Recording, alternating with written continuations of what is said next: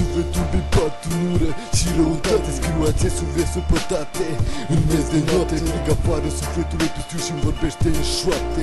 Vezi că nu e bine ce faci cu viața ta, frate. Nebune sau ce dracul e cu mine, aud numai voci ciudate. Dar în fine sunt indiferent de o perioadă lungă de timp, că țesul trece tic-tac și vine să-l scuip. Gândurile negre izvorăsc neîncetat din cap, mă zbat din labirintul ăsta de coșmarul să scap. Dar văd că nu pot să pun stop viselor și sunt închis în propriul meu lagăr al cuvintelor. Și nici o pistă ca să pot decola în zbor către un viitor mult mai color. În loc de soare văd doar un singur nod ce mă ține în loc, nici nu uit niciun cobor. Poți fi găman, arhaicul Blaga, reprezentant al forțelor telurice prezente pe Terra. Tipologiile sunt un fel de generos, banditul, geniul, revoluționarul, demonul sau îngerul damnatul. Trebuie să-ți rezervi abilitatea de a-ți regla activitatea, să te detașezi de cei cu mintea ca antichitatea, că dură umanitatea nu reflectă realitatea, iar poliția nu respectă egalitatea. Cu privirea înghețată de durere încă cere, că dura-i pirii inocența, dar afară încă cere. Cu fulgi mărunți de nea, timpul trece deodată, așteptând schimbarea în bine ce nu vine odată. Am început să scriu la această oră târzie, transformând secunda în bine, în artă, în poezie. Nu știu cum s-a întâmplat, dar a fost un păcat. Dumnezeu mi-a arătat și mă bucur că am scăpat.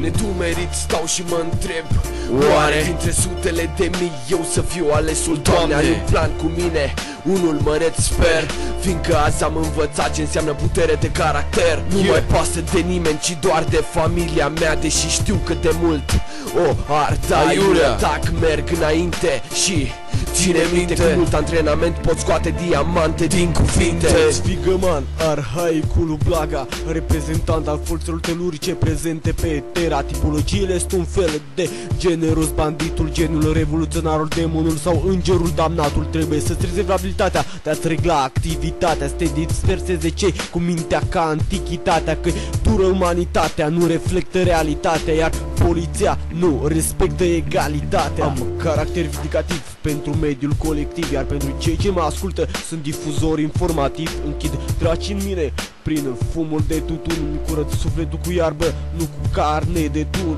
Bum! Nu urmez religia, ci calea credinței morale. Dumnezeu e conștiința, nu vopseaua din icoane. Asta e pentru cei ce pot să proceseze o informație de mult, care a început să contureze. Pentru mulți viața e o poveste sfârșită de multă vreme, iar cuprinsul e tragic, încheiat, nu-i tare și tăcere. În ziua de azi mulți oameni scaționi de grupi infime și-au experiența în reacții bazați pe pile. Îs insolubil la rugăminți de dor și jale, dar gustul amar al vieții îmi lasă la gură bale.